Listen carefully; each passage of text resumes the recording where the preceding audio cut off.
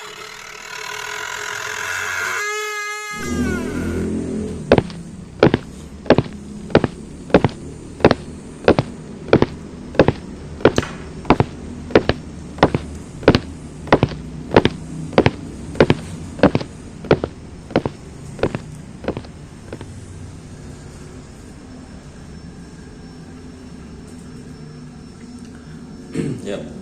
assalamualaikum warahmatullahi wabarakatuh. Ya, sobat doa malam semua.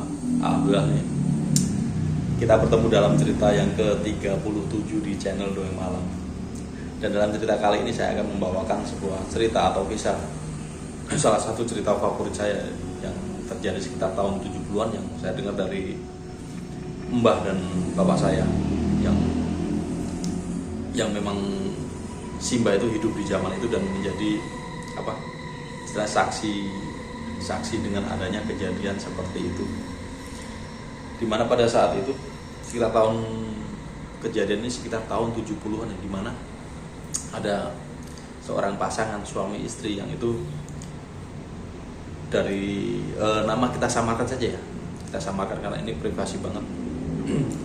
Pasangan suami istri antara Pak Yanto dan Mbak dan Bu Semi gitu ya. Oke, Pak Yanto dan Bu Semi biar lebih enak aja. Dimana kedua pasangan suami istri tersebut adalah pasangan pengantin baru kala itu ya. Dan dimana terjadi beberapa kejadian aneh yang menyebabkan si Mbak Semi itu pun hamil dan melahirkan, dan saat melahirkan tersebut anaknya bukan seperti bayinya bukan seperti bayi normal dan terdapat perbedaan yang cukup signifikan pada seluruh bagian tubuhnya. Ya, sebelum cerita ini kita mulai, saya ingin mengucapkan terima kasih pada sobat Doa Malam semua yang sudah like, sudah subscribe, sudah menonton video di channel ini serta memberikan dan meninggalkan komentar-komentarnya ya. Saya doakan selalu diberi kesehatan, rezeki yang melimpah serta mendapatkan kebaikan di dalam kehidupannya. Amin. Ya, jadi begini ceritanya. Pak, waktu itu masih muda ya, Mas Larjo manggilnya. Lebih enak Mas Larjo aja. Mas Larjo dan Mbak Semi itu baru saja menikah. Jadi memang disebut sebagai pengantin baru dan kebetulan sudah memiliki rumah, dan posisi rumahnya ini ada di sebelah pinggir timur kampung. Jadi di sebuah kampung ada jalan tengah membujur dari selatan ke utara atau sebaliknya. Nah, posisi kampungnya Mas Larjo ini ada di sebelah timur, ada jalan ke timur. Nah, di situ ada beberapa rumah. Ada beberapa rumah, cuman jaraknya berjauhan ya. Karena rumah di kampung jaraknya bisa 200-an meter per rumah dan masih banyak pohon-pohon besar itu. Dan di belakang rumah Mas Larjo sendiri ini udah sawah.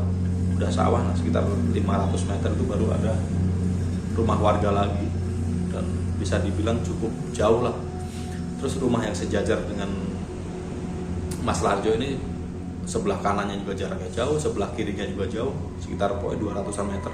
Nah, di sebelah depan ya rumah Mas Larjo ini di dataran bawah, terus di depannya tuh ada rumah, cuman dia tanahnya tinggi itu dan terhalang oleh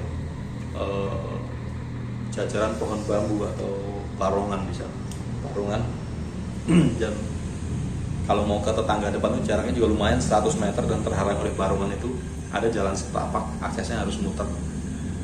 Dan sebelah timur rumah Mas Larjo ini masih ada satu rumah lagi. Setelah itu udah kebonan, terus sawah, terus pokoknya hutan, nggak ada kampung lagi. Nah, awalnya begini, karena pengantin baru ya, nggak zaman sekarang kan sedang hot-hotnya gitu. Pada sekitar bulan pertama itu si Mas Larjo ini jarang keluar karena ya menemani istrinya di rumah. Istilah sekarang kerennya itu honeymoon atau bulan madu. Nah, kejadian ini terjadi setelah hampir berjalan 2 bulan mereka berumah tangga. Dan pasangan ini adalah pasangan petani ya, petani klasik zaman dulu ya. Kalau pagi itu ya ke sawah atau ke ladang nyari kayu bakar, nyari pakan sapi. Pokoknya aktivitasnya seperti itu. Kadang mereka seharian di ladang gitu. Kalau pas lagi nyangkul atau nanam singkong atau menanam tanaman khas petani itulah. Nah kalau pada malam hari, karena Mas Larjo kan udah menikah, jadi digolongkan orang dewasa gitu kan. Kalau ada kenduri kalau di sana nyebutnya tuh kondangan tuh kenduri. Terus kalau ada hajatan itu jadi udah mulai Mas Larjo ini bergabung dengan bapak-bapak lainnya, ikut begadang, ikut apa gitu. Nah, suatu ketika saat tetangganya yang agak jauh itu, tetangga rumah ya, masih satu desa agak jauh, ada acara sunatan, bapak-bapak diundang untuk kendurian. Nah, berangkatlah si Mas Larjo sehabis isya. Jadi dia pamitan kepada istrinya, manggilnya kan zaman dulu manggilnya kan mak aku kondangan dulu ya katanya. Kondangan itu kenduri ya. Mungkin beda daerah beda artian ya. Oh ya udah Pak, hati-hati, pulangnya jangan lama-lama, itu aku takut sendirian di rumah. Udah nggak apa-apa, nggak ada apa-apa katanya. Ya ntar kelar langsung pulang, paling ngobrol sebentar, ngabisin rokok sebatang 2 batang katanya. Oh ya udah nggak apa-apa, ya udah berangkat dulu ya katanya. Ya hati-hati, ingat cepet pulang, aku sendirian takut katanya. Iya tenang aja, ya udah akhirnya berangkatlah Mas Larjo tersebut ke tempat kendurian. Setelah keberangkatan itu, nah ini kan ceritanya ada 2 versi dari Mas Larjo dan dari Mbak Semi itu. Dari Mbak Semi itu sih yang akhirnya nanti pada akhir cerita ini mereka dikonfrontir atau mereka berbagi cerita tentang kejadian selama ini. Akhirnya terjadi satu kesimpulan dari cerita itu dan klop gitu, jadi nyambung cerita mereka berdua itu. Singkat cerita, setelah Mas Larjo berangkat itu nggak ada jarak 10 menit katanya, karena waktu ada yang ketok-ketok, ma katanya, ketok gitu. Akhirnya sinten nggih katanya, aku bojomu katanya. Udah kok pulang lagi katanya. Akhirnya si Mbak Semi ini menyalakan lagi lampu minyak yang berada di ruang tengah ya. Karena waktu itu memang belum ada listrik, tahun 70-an jauh banget, pakai lampu minyak. Akhirnya Mbak Semi membuka pintu katanya, loh kok pulang Mak, nggak jadi itu kendurinya katanya.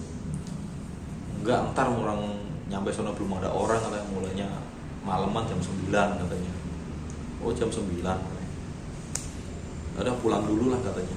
Terus udah mau ngapain pulang dulu, kata apa enggak kayak nggak tahu aja katanya, kata Mas Larjo itu pun dengan nada nakal gitu kan.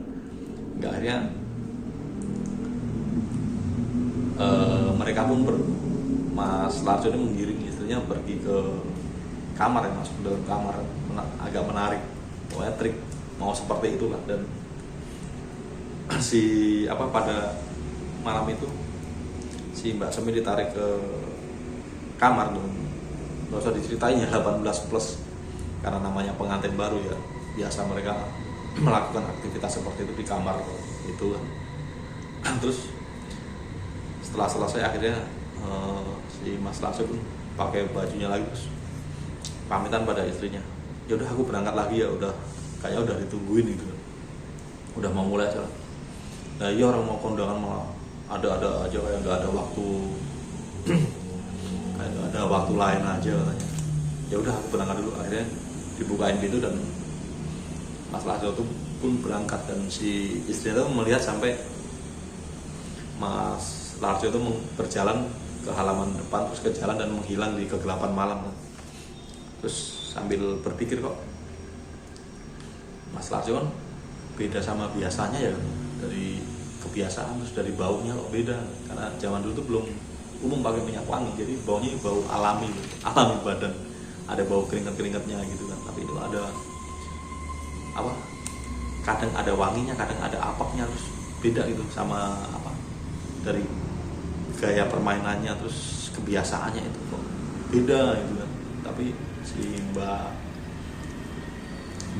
Sem itu nggak terlalu ambil pusing, mungkin ada pengalaman baru atau mendapat ilmu baru yang diterapkan dalam aktivitas ranjang istilahnya, dalam aktivitas ranjang tersebut. Ya udah, ada yang sekitar jam 10 malam ada yang ketok-ketok lagi, tok mak katanya, Mae kan manggil istrinya zaman dulu tuh Mae.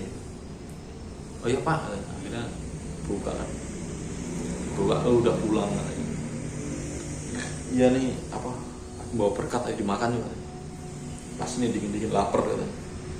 Iya lapar, orang habis apa, dingin habis ngehajar aja katanya, istilahnya begitu. Ngehajar apaan sih katanya. Nah di situ Mbak Semi nggak melanjutkan karena apa, cuman bercandaan ringan aja. Akak yang nggak tahu aja, cuman gitu pokoknya. Jadi belum mengarah ke apa, belum mengarah ke yang mencurigakan real. Mereka malam itu makan, setelah makan kemudian Mas Larjo ini meminta istrinya untuk melakukan aktivitas itu lagi kan, dan istrinya juga heran, terus-terusan katanya, apa karena pengantin baru ya, cuman nggak diomongin gitu ya. Ya udah,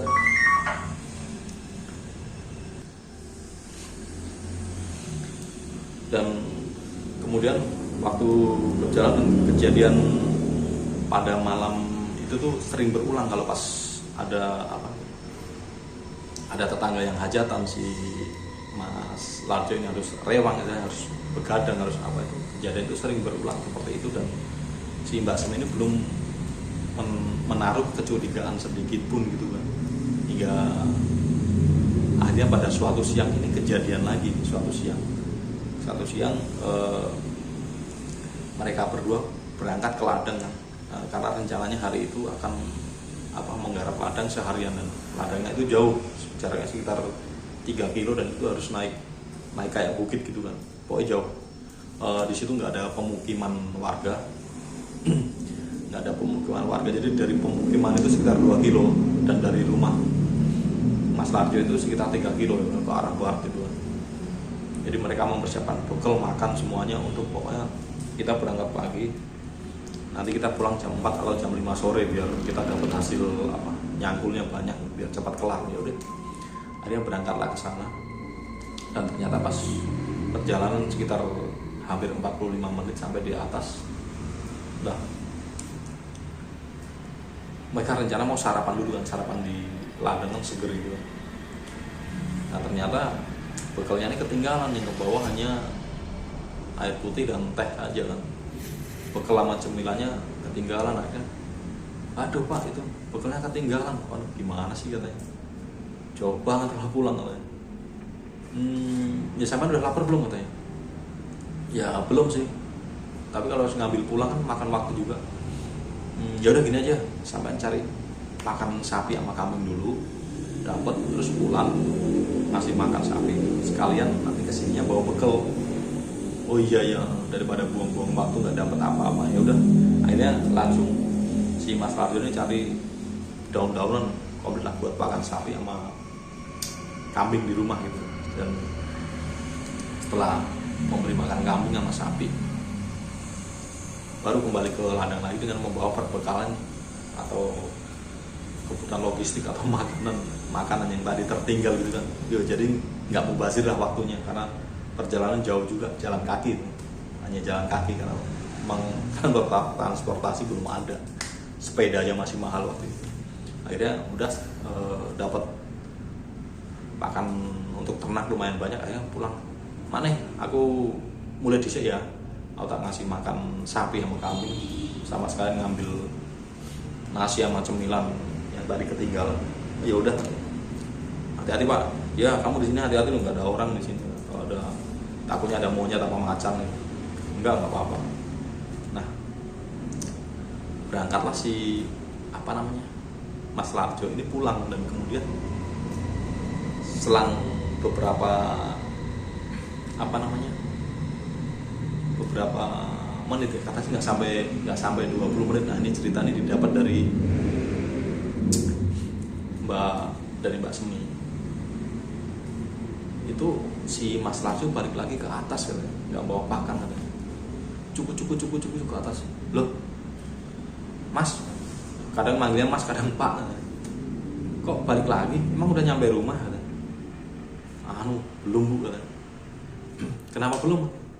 Itu tak tinggal di bawah dulu, ntar dulu sebentar lagi katanya. Lah mau ngapain katanya. Ayo sini dulu Bu, tak bilang katanya. Pak mau ngapain ini di ladang loh katanya. Ya nggak apa-apa, sini dulu ayo. Nah, dalam konteksnya saat itu si siapa, Mas Larjo ini menarik istrinya ke, kan itu perbukitan ya, ke semak-semak dan posisi di balik batu yang tersembunyi, dan di situ si Mas Larjo ini meminta untuk berhubungan dengan istrinya di situ. Dia menggelar, bukan selendang sih apa ini, yang buat gendong, kain buat gendong itu digelar di situ, udah digelar sama suaminya tersebut. Dan si istri ini masih terheran-heran, si Mbak Sumi ini, Pak kayak nggak ada waktu sama tempat aja, malu di sini kalau ada orang katanya. Gak apa-apa sih, emang nggak ada orang. Ayo Bu, Bumbung nggak ada orang. Kalau ada orang gimana malu? Udah nggak apa-apa. Di sini nggak ada orang, kecuali orang nyari burung atau apa. Kata itu, kamu ini aneh-aneh aja sih Pak, kayak nggak ada tempat, nggak ada waktu aja, semalam juga udah katanya. Akhirnya sempat debat di situ, akhirnya ya Mbak Semi itu mengalah, akhirnya dia melakukan apa yang diinginkan suaminya, yaitu berhubungan di ladang tersebut dengan posisi agak tersembunyi karena masih banyak pohon-pohon gede. Dan di situ tuh memang jarang kalau pagi belum banyak orang ke sana. Paling kalau siang tuh ada orang nyari rumput. Akhirnya selesailah itu, terus selesai akhirnya pamit kan pulang lagi. Ya udah aku mau pulang dulu ya, ngambil itu bawa pakan sama ngambil nasi. Ya udah pulang lah, turun ke bawah dari ladang tersebut. Dan si Mbak Semi itu Mbak Semi itu hanya bergumam, kok suamiku gitu amat gitu ya, apa karena pengantin baru masih begitu kan. Ya udah akhirnya pulang lah. Sekitar 30 menit kemudian 30-40 menit datanglah suaminya dari bawah, bawa tentengan gitu kan. Ibu ayo sarapan sih. Lah Pak kok cepet banget? Cepet gimana, orang dari tadi ternyata nih baru turun katanya. Cuman si Mbak Semi ini nggak mengungkap belum ada rasa curiga, nggak mengungkapkan baru turun tadi gitu. Nah terus ya udah sini ayo sarapan dulu katanya. Ya udah, si Mas Larjo pun nggak nanya kok. Aku dibilang cepet, nah perasaan udah sejam lebih deh katanya. Pokoknya sejam kurang lah buat PP itu, karena itu juga jalannya cepet. Ya udah akhirnya mereka sarapan di situ, kemudian mulai bekerja. Habis sarapan mulai bekerja, nggak ada peladang terus udah kelar kan sore, udah nyari pakan lagi terus pulang tidur. Nah setelah sore beres-beres mandi, akhirnya tiduran berdua tuh, karena masih pengantin baru, masih sekitar berjalan 3-5 bulan lah itu. Mereka ngobrol-ngobrol dan akhirnya masuk lagi ke aktivitas suami istri tersebut. Gak usah diceritain ya, kalau diceritain nggak enak juga sih kalau diceritain. Akhirnya aktivitas tersebut kan suami istri. Nah sebelum melakukan, si istri nanya, Pak kamu tuh kok doyan banget, emang kurang tadi siang di ladang? Nah di situ si Mas Larjo itu belum membeli respon, karena udah terlanjur terbakar birahi. Udah mereka malam itu melakukan hal sewajarnya, hal seperti itu namanya suami istri dan pengantin baru. Dan dari segi psikologi si Mbak Semi ini memaklumi kok suaminya begini banget, senang banget dengan seperti ini gitu. Dan pikirnya kembali lagi karena masih pengantin baru ya, waktu itu belum punya anak. Berarti mungkin karena efek masih pengantin baru lah pokoknya begitu. Nah setelah selesai si Mas Larjo ini baru dia bertanya apa yang diucapkan oleh istrinya tadi gitu. Pak, tadi kamu bilang tadi siang, Pak kok masih kurang, tadi siang aja udah kayak begitu di ladang, itu apa sih maksudnya? Loh, nah Bapak nggak tahu? Enggak, apa? Bapak tadi siang dari ladang kan pulang sampai pas pagi-pagi itu loh suruh ngambil nasi katanya. Iya bener pulang. Nah itu nggak lama sampean balik ke atas lagi kan minta begini kan. Oh enggak ibu, sampean guyon katanya. Sampean guyon orang sampean balik lagi pakan sapinya kamu tinggal di bawah, kamu ajak lagi ke atas terus ngajak ke pojokan ladang sono yang dekat batu kan. Enggak ibu katanya. Loh terus ini apa? Terus siapa? Wah, kamu serius Bu katanya. Iya aku serius katanya. Tadi pagi tuh sampean udah minta ini sama saya di ladang katanya. Akhirnya malam terjadi obrolan panjang, aduh ini ada yang gak beres katanya. Dan singkat cerita beberapa minggu kemudian si Mbak istrinya Mas Larjo itu apa namanya mengalami tanda-tanda atau gejala hamil kan, mulai mual-mual terus berhenti PMS gitu, dan banyak mual-mual yang akhirnya suaminya pun bertanya, wah kamu ini lagi mau ngisi nih Bu kayaknya, mak kamu mau ngisi? Oh iya mas, mudah-mudahan itu ya lancar ya ada apa-apa. Oh iya, nah setelah kejadian yang di ladang itu udah nggak ada kejadian seperti itu lagi. Apabila si Mas Larjo ini pergi kenduri atau pergi rewang malam hari itu nggak ada yang datang, jadi Mas Larjo ini nggak balik lagi. Nah singkat cerita ternyata benar si Mbak Semi ini hamil, dan perkembangannya mulai sebulan, 2 bulan, 3 bulan selanjutnya, dan pada usia 9 bulan wayah kelahirannya. Zaman dulu masih pakai dukun bayi, di hari kelahiran, wayah kelahiran itu akhirnya memanggil dukun bayi untuk melakukan persalinan, untuk membantu persalinan. Dan akhirnya persalinan itu pun dilakukan. Malam itu Mbak Semi melahirkan, tapi ada yang aneh dari bayi yang dilahirkan oleh Mbak Semi itu. Ya, bayinya ukurannya normal, bentuknya normal manusia, cuman ada beberapa hal yang berbeda di seluruh tubuh dari bayi tersebut. Oh ya, bayinya itu laki-laki, jadi ada kelaminnya, memang bayi laki-laki ada kelaminnya normal, tapi di seluruh tubuh dari anak tersebut itu ditumbuhi udah bulu-bulu hitam yang lebat. Jadi bukan bulu-bulu tipis, bulu-bulu hitam tapi lebat gitu di seluruh tubuhnya, bahkan di mukanya hampir semuanya maafin kayak agak kayak monyet gitu kan. Dan yang bikin heran itu di rambutnya ini berwarna merah. Setelah kelahiran itu dibersihin, dan suaminya melihat bayi tersebut, dan Mas Larjo ini pun memandang istrinya, mereka saling berpandangan sambil istrinya bicara, Mas bayi kita kok begitu katanya. Nah dari ini mbah dukun bayinya ini memberi support atau berada di tengah-tengah.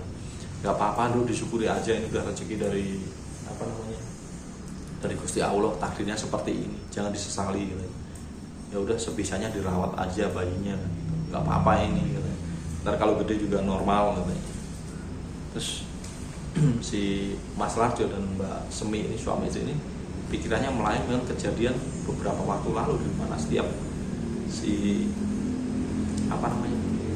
Mas Larjo pergi dari rumah, pasti dia akan balik lagi dan meminta melakukan hubungan tersebut, hubungan suami istri. Dan sampai kejadian di ladang itu juga begitu, dan pikiran mereka klop dan kompak bahwa ini adalah bukan benih dari Mas Larjo, mungkin dari benih yang menyerupai Mas Larjo yang akhir-akhir ini baru terungkap, yang biasa disebut sosok genderuwo. Karena sosok genderuwo ini memiliki nafsu, memiliki nafsu terhadap perempuan dan sering melampiaskannya seperti itu, dia dengan menyerupa atau menyamar menjadi suami dari wanita tersebut. Karena kondisi saat itu istrinya baru melahirkan, ya akhirnya Mas Larjo ya mengambil sikap dewasa lah, ya udah semua udah terjadi dan kejadian seperti ini, ya udah terima aja. Toh itu kan di luar, memang bukan kesalahan dari Mbak Semi itu sendiri, karena emang dari tipu daya makhluk yang sering disebut gendruwo itu sendiri. Oh iya, satu lagi, saat bayi itu lahir kan wajarnya biasanya bayi itu kan dia menangis dan kencang, wah gitu kan, pokoknya ada tangisan gitu. Bayi itu nggak pernah menangis karena lahirnya waktu itu malam hari sekitar jam 8. Bayi itu pun nggak menangis dan saat disusui ya menyusu seperti biasa. Cuman anehnya bayi itu nggak pernah menangis hingga akhirnya ternyata pagi harinya bayi itu pun pas mau disusui lagi itu nggak mau nyusu, diem dan badannya dingin. Nah, karena lahir malam dengan keadaan seperti itu dan pagi itu pun menjadi buah bibir atau zaman sekarang yang menjadi trending atau viral, berita bahwa Mbak Semi melahirkan bayi seperti anak monyet gitu kan, mungkin anak gendruwo atau apa nggak tahu kan. Itu jadi menimbulkan asumsi liar di luar sana, dan sudah menjadi konsekuensinya seperti itu. Tapi pagi itu disusui, bayinya nggak mau menyusui dan badannya dingin, dan ternyata bayi itu pagi itu meninggal. Jadi umurnya nggak lama, sekitar jam 8 malam lahir, pagi entah jam berapa itu meninggal, dan katanya baru sempat menyusui 2 kali dan bayi itu pun nggak nangis ya. Dan setelah kejadian itu bayi pun dikuburkan seperti biasa, karena namanya anak yang lahir dari rahim ya dirawat seperti layaknya bayi biasa, dikuburkan di kuburan. Dan setelah itu si suami istri ini pun meminta petunjuk ke orang yang ngerti lah, kayak ustadz gitu kan, tentang apa yang terjadi selama ini. Dan akhirnya dia mendapatkan ustadz tersebut datang ke rumahnya dan ya saya memberi petunjuk begini, dan rumahnya itu dipagar. Setelah Mbak Semi ini sendiri juga dikasih entah pagar atau apa supaya nggak diganggu oleh makhluk seperti itu, supaya nggak dicintai oleh makhluk gaib yang disebut gendruwo itu, yang menyebabkan kejadian di luar nalar manusia. Ya akhirnya mulai saat itu Mbak Semi nggak pernah didatangi makhluk itu lagi, gendruwo itu lagi, dan nggak pernah ada yang datang ke rumah, sampai akhirnya memiliki anak dari Mas Larjo yang lahir normal, dan kemudian lahirlah anak. Setelah anak pertama, kedua, ketiga itu selamat semua sampai menjadi dewasa semua. Dan pengalaman paling buruk yaitu anak pertamanya yang mungkin bukan dari benih Mas Larjo, tapi dari makhluk dari dimensi lain yang mempunyai nafsu terhadap manusia. Ya, ceritanya sampai di sini dulu. Dalam cerita yang ke-37 ini suaranya Mas Serak. Ngopi dulu ya.